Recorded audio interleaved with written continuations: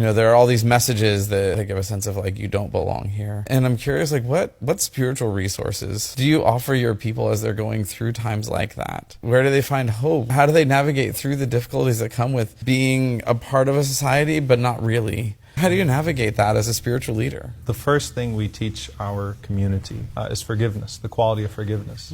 The Prophet Muhammad, peace be upon him, when he was struck in the Battle of Uhud, which was the second battle, major battle in Islam, he was struck into a ditch and he was hit in the head and his teeth were knocked out. And he said, "Oh Allah, forgive my people, for they don't know any better." And so we teach people that same message, like they just don't know any better. If they don't know you, they don't know any better. They've been literally have had hatred funneled into their minds and hearts for however many years. Give them a positive interaction. Make them think twice. Show them your good side. Don't let them teach you bad character. You teach them good character. Don't let them teach you to hate. You teach them to love. And so we have to respond with that grace that we're taught to respond as. And that's what we all feed off of in our faith traditions, right?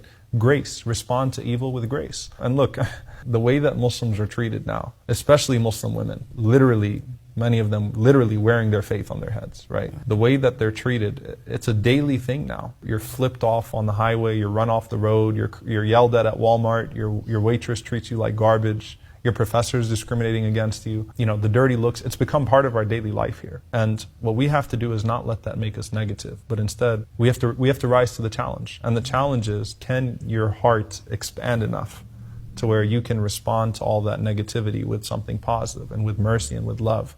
And you can actually make that waitress think twice next time another Muslim comes into the restaurant, because you responded with a smile and you made them think twice about what they did or what they said or how they looked at you.